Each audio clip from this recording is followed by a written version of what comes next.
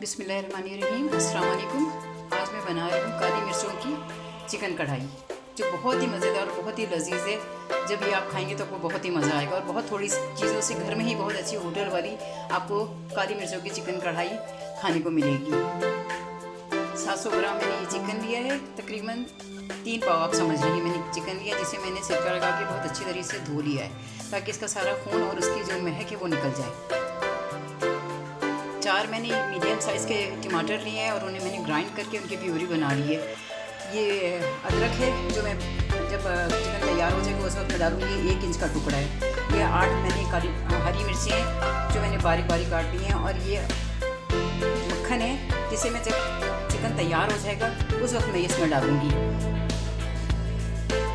2 खाने के चमचे ये लहसुन अदरक पिसा हुआ है। 1 चाय का चमचा जो है वो 1 चाय का चमचा जो ये नमक है और 1.5 चमचा जो है चाय का काली मिर्चें हैं और भुना हुआ 1 चमचा चाय का जो है वो भुना हुआ सफ़ेद ज़ीरा है। ये सब मैं जब खाना तैयार करूँगी तो मैं आपको बताऊँगी कि किस तरह डालना है। आधी प्याली ये ऑयल है कि ज़रा ऑयल ज़्यादा हो तो चिकन कढ़ाई में बहुत मज़ेदार और अच्छा लगता है।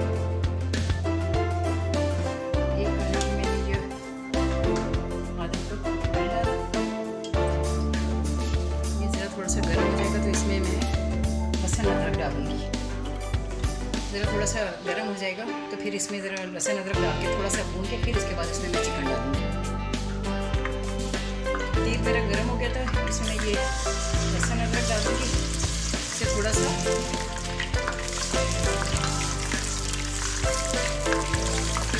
ब्राउन करूँगी।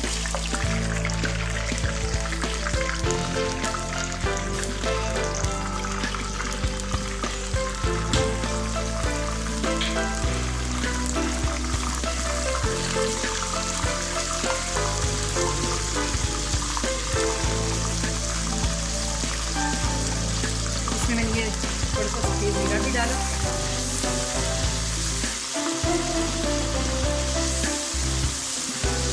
तो ज़रा अच्छा से गोल्डन ब्राउन करके, इसे जलाना नहीं है, बस गोल्डन ब्राउन करके इसमें ये चिकन डाल के चिकन फ्राई करूँगी। और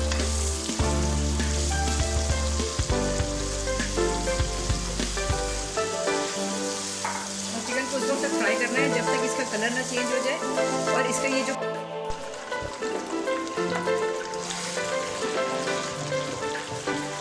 अच्छी तरह ये चिकन मैंने फ्राई कर लिया, इसका कलर चेंज हो गया है। अब इसमें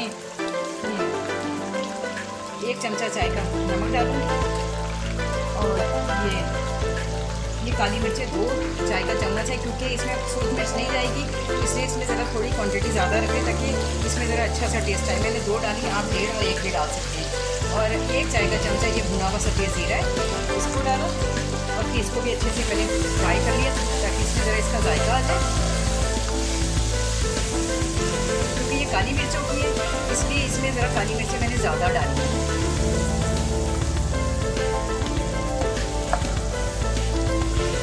थोड़ा सा इसे भूनने के बाद इसमें ये टमाटर जो मैंने ग्राइंड करके रख लिए थे इसको डाल दिया मैंने।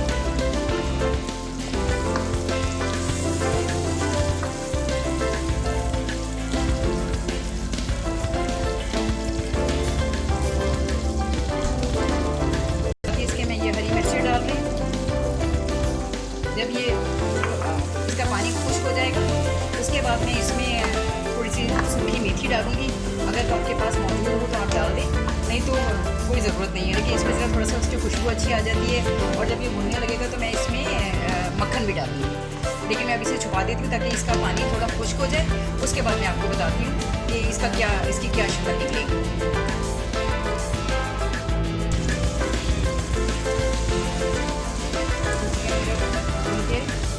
थोड़ा सा दही भी डाला, उसका पानी मैंने कुछ फिर इसमें मैंने दही आखिर में इसलिए डाला था। अगर आप टमाटर के साथ दही डाल दें तो टमाटर गलते नहीं हैं, इसलिए दही को हमेशा टमाटर को भूनने के बाद डालना चाहिए। मैंने तो वैसे इसमें ग्राइंड करके टमाटर डाले थे, लेकिन अगर आप फ्रेश टमाटर काट के डालें तो कभी भी दही के साथ ना डालें, नहीं तो वो गलते नहीं हैं।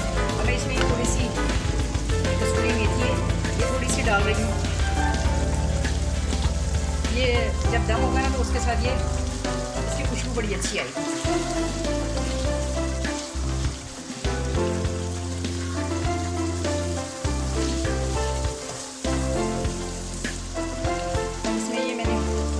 रखी थी ये भी मैं डाल रही हूँ। इसके लिए बहुत अच्छी, जब ये तैयार हो जाए तो वैसे लहसुन अदरक के साथ तो भगा तो दिया था, लेकिन ये ज़रा थोड़ी ऊपर से भी डाल देंगे तो ये बहुत अच्छा इसका जायका आ जाता है। अब मैं इसमें मक्खन डाल के इसको तकरीबन 10 मिनट के लिए बहुत हल्की आंच में मैं छुपा दूँगी, ताकि ये मक्खन का बहुत अच्छा जायका आता है, बहुत अच्छी खुशबू आती है। अगर मक्खन नहीं डालना चाहते तो कोई ज़रूरी नहीं, ये वैसे ही बहुत अच्छी कढ़ाई बन गई है, बहुत मज़ेदार। इसको मैं 10 मिनट के लिए छुपा दूँगी। अब ये देखें, ये बिल्कुल माशाल्लाह बिल्कुल तैयार है। हर चीज़, इसका गोश्त भी बहुत अच्छी तरह से गल गया है, इसका घी भी ऊपर आ गया है। ये अब ज़रा थोड़ा सा मक्खन और ये जो इसमें मैंने कसूरी मेथी डाली है उसका थोड़ा सा जायका आ जाए, इसलिए मैं इसे हल्की आंच करके मैं छुपा दूँगी, ताकि अब ये मैं छुपा के इसे दम दे दूँगी। फिर इसे मैं 10 मिनट बाद खोलूँगी, फिर मैं आपको दिखाती हूँ कि इसकी क्या शक्ल बनी है।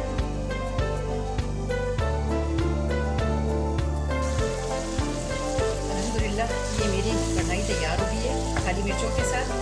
मैं असल में प्रोफेशनल कुक नहीं हूँ, मैं आम रूटीन में खाना पकाती हूँ, इसलिए मैं जब इंग्रेडिएंट बताती हूँ तो मैं भूल जाती हूँ। मुझे जो चीज़ें मुझे याद आती हैं वो साथ साथ मैं ऐड करती जाती हूँ। लेकिन ये है कि अल्हम्दुलिल्लाह रब्बिल आलमीन कि आप जो भी मेरी डिश ट्राई करेंगे यकीनन आपको खाकर भी मज़ा आएगा और बना कर भी। बस ये याद रखें, जब भी आप कोई काम शुरू करें तो अल्लाह का नाम लेके शुरू करें, और जब ख़त्म करें तो अल्हम्दुलिल्लाह रब्बिल आलमीन ज़रूर कहें। इससे आपके अल्लाह ताला बरकत भी आपके खाने में देता है और आपके खाने में जायका भी आ जाता है। अब ये मेरा खाना बिल्कुल तैयार है। जब मैंने खाना होगा जब सर्व करना होगा मैं इसे निकाल दूँगी। अभी मैं इसे यहीं छुपा कर और वीडियो को मैं ख़त्म करती हूँ। मेरी दुआ में याद रखिएगा और इंशाल्लाह ज़िंदगी रही तो फिर आपसे अगली वीडियो में मुलाकात होगी।